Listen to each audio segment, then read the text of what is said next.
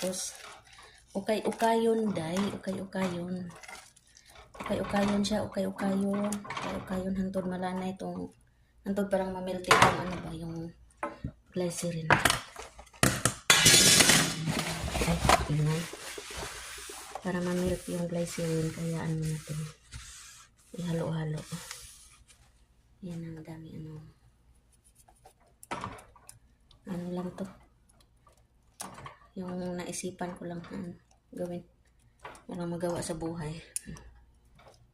Kaya gagawa tayo ng homemade sabon. Para hindi natin bibili kung gagana to diya. Babili ng papaya yung hindi. Gagawa tayo ng sabon.